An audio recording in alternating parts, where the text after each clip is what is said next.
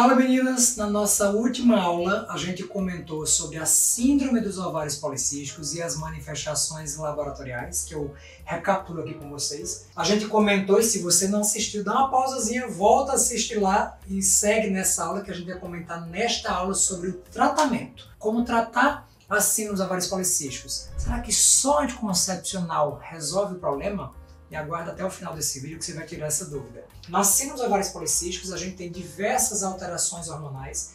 A gente tem um aumento do LH, uma relação LH-FSH aumentada. Você tem muito LH e pouco FSH, e isso altera o ciclo menstrual. Você diminui a proteína que se liga com a testosterona e com isso a sua testo livre aumenta e isso causa oleosidade, acne. Isso dentro do ovário pode causar atresia dos folículos e quando você faz a ultrassom está cheio de cistos. Você tem uma alteração enzimática aumentada que aumenta os hormônios da suprarrenal, piorando ainda mais os hormônios androgênicos. Então, a gente comentou sobre isso na última aula e eu comentei que quem patrocina a síndrome dos ovários policísticos, em grande parte das vezes, é a resistência à insulina. E aí eu vou trazer algumas outras informações para vocês aqui de como é que a gente maneja a resistência insulínica sem a necessidade da utilização de pílulas anticoncepcionais, porque eu até comentei com vocês que a depender do tipo de pílula anticoncepcional que foi optada, pela ação mineralocorticoide você pode piorar a resistência insulínica. Então, vamos olhar com mais parcimônia. A gente comentou que a resistência insulínica ela acontece, ela patrocina a síndrome dos ovários policísticos. Eu vou trazer algumas coisas que vocês podem fazer aí em casa para melhorar o funcionamento do seu organismo, diminuir a resistência à insulina e melhorar a forma como a SOP se comporta no seu organismo. Veja só, vocês com certeza sabem e já ouviram falar que a prática regular de atividades físicas ela é extremamente importante para qualquer pessoa, mas para paciente que tem síndrome dos ovários policísticos, se essa mulher estiver descompensada, ela precisa fazer 250 minutos de atividade física semanais. E se for uma paciente que está super compensada, os níveis hormonais normais, ela precisa manter no mínimo 150 minutos de atividade física semanais. E qual o melhor tipo de atividade física para mim? Pensando que grande parte das pacientes com SOP elas apresentam sobrepeso e obesidade, um padrão de exercício físico muito interessante para uma fase inicial é o famoso High Intensity Interval Training, ou o famoso treino HIIT, treino intervalado de alta intensidade. Esse padrão de treino ele é fundamental para paciente com SOP que tem sobrepeso ou obesidade, porque ele ajuda a baixar a resistência insulínica na medida que ele aumenta a produção de ATP, a produção de energia no músculo. Olha que coisa interessante, antes de falar do treino HIIT especificamente, eu vou falar sobre a insulina. A gente tem aqui uma molécula de glicose, acabou de tomar café com açúcar, comeu um pãozinho, passou um requeijão e você acabou de tomar seu cafezinho ali, tomou seu pãozinho, comeu seu café, você tem um pico de açúcar no seu organismo. O corpo entende, imagina que isso aqui é uma célula, tá? A parte de dentro da célula está aqui. A célula está aqui. Na hora que você tem açúcar aumentado no seu sangue, o corpo entende que precisa produzir insulina. Insulina nada mais é do que um porteiro que vai abrir essa porta aqui para que a glicose possa entrar.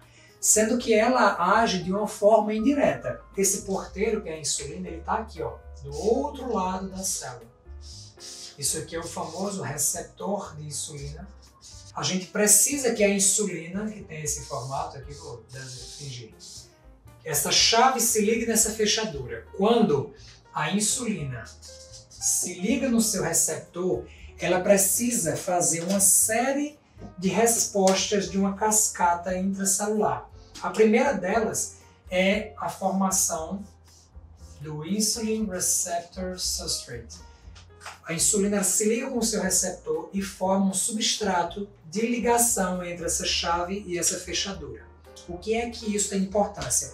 Para que isso aqui aconteça, você precisa de uma molécula de fósforo, do ATP, de energia. Isso aqui determina uma série de sinalizações intracelulares em especial a ativação de uma enzima que fica aqui dentro, que chama fosfatidilinositol 3 quinase, PIK3.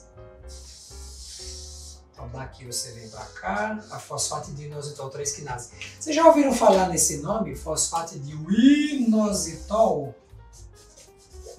Vocês já devem ter assistido algumas lives minhas e algumas conversas minhas aqui no Instagram e no YouTube, falando sobre a importância do inositol, do mil-inositol, do dequiro-inositol para os pacientes com SOP. Os pacientes que apresentam síndrome dos ovários policísticos, elas têm, na grande maioria das vezes, deficiência do inositol, e em tendo inositol deficiente, não consegue ativar essa enzima, que é a fosfatidilinositol 3 quinase, que vai estimular uma outra, esse aqui também depende de fósforo, que vai estimular uma outra enzima, aqui são várias ações enzimáticas, uma outra que é a AKT, que mais uma vez também depende de fósforo, para que essa sinalização intracelular pegue um receptor que tem aqui dentro da célula, que chama GLUT4, um transportador de glicose, que vai fazer com que esta célula se abra à entrada da glicose. Então, para que a glicose possa entrar dentro da célula, ela precisa que todas, aqui eu falo bem simplificado, mas ela precisa que todas essas reações químicas ocorram. E todas essas reações químicas precisam de energia. E como é que eu, através da minha atividade física, consigo produzir ATP para ter fósforo? O High Intense Interval Training, o treino intervalado de alta intensidade, é uma excelente opção para aumentar a produção de ATP, que vai estimular uma série de reações dentro da célula, que vai fazer com que o mínimo estímulo de insulina seja capaz de abrir essa célula para que a glicose entre. Tá, estou querendo começar a entender, doutor André, mas ainda ficou meio complicado. Por que é que então surge a resistência à insulina? Se a insulina não consegue estimular por deficiência de inositol, por falta de ATP, enfim, por uma série de coisas que podem justificar aqui dentro, se a insulina não consegue colocar essa glicose para dentro, o corpo entende que precisa produzir mais insulina para que isso aqui funcione. Então, você fica constantemente subindo a sua insulina para tentar fazer com que esse sistema funcione, para normalizar a sua glicose. Então, a resistência à insulina nada mais é do que falta de ação da insulina em executar a sua função com maestria, que é colocar a glicose para dentro da célula. Mas por que a insulina não está conseguindo fazer essa função? Uma série de fatores. Essa sinalização aqui pode estar alterada na presença de obesidade, de inflamação, de estresse oxidativo. Você pode estar dentro de uma pessoa sedentária, que não tem ATP, não tem fósforo para sinalizar. Você pode estar diante de um paciente que tem deficiência de inositol. O paciente não tem inositol, ela não consegue passar a essa sinalização. Ou porque a pessoa continua estimulando a glicose o tempo inteiro. Come muito carboidrato o tempo inteiro. Por isso que às vezes, para uma paciente que tem resistência insulínica, tem síndrome dos ovários policísticos e está com sobrepeso ou obesidade, a gente começa a indicar uma dieta low carb. Diminua a quantidade de açúcar para que a sua insulina consiga estimular o funcionamento adequado. Faça atividade física, um treino intervalado de alta intensidade que aumenta a ATP para fazer com que a glicose entre dentro da célula. Então veja que muito mais do que às vezes um tratamento medicamentoso, mudança de estilo de vida é terapia de primeira linha para quem tem ovário policístico. Você consegue, com atividade física, com alimentação, ajustar esse funcionamento da sua insulina. Vocês entenderam como isso é fácil e como é importante vocês terem esse conhecimento? Porque com isso aqui, ó, alimentando-se bem e fazendo atividade física, você não precisa nem vir para mim, você não precisa vir para o consultório de ginecologia o tempo inteiro. Você pode ajudar, e mesmo vindo, que é importante que você passe por uma avaliação para que o colega veja se você não precisa repor algum desses suplementos, se você não precisa usar metformina, se você não precisa usar algum outro sensibilizador da insulina, ou seja, bolar com você a estratégia. Mas esse tipo de conhecimento, ele te ajuda, primeiro, a ser proativo no seu tratamento, te ajuda a entender por que é que a atividade física e a alimentação saudável fazem parte do seu tratamento e vão te ajudar a ajudar o médico a prescrever o seu tratamento e a fazer com que sua doença se controle. Vocês gostaram desse vídeo? Eu achei incrível.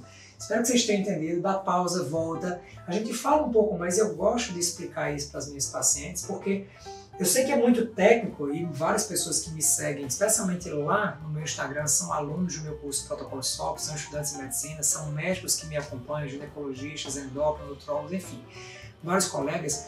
Mas esse tipo de informação parece também estar disponível para você mulher, para você paciente com SOP. Porque se você entende o que é que você pode fazer para se ajudar, você se empodera no seu tratamento. E isso é fundamental. Conhecimento é poder. Espero que dessa aula vocês possam ter saído extremamente empoderadas com esse conhecimento. Se você gostou, deixa seu like aqui, encaminha esse link desse vídeo para a maioria das pacientes que você conhece, das suas amigas, das suas colegas, e não deixa de se inscrever aqui no canal. Eu te espero em breve para mais e mais conteúdo. Um grande beijo do Doctor. Tchau, tchau.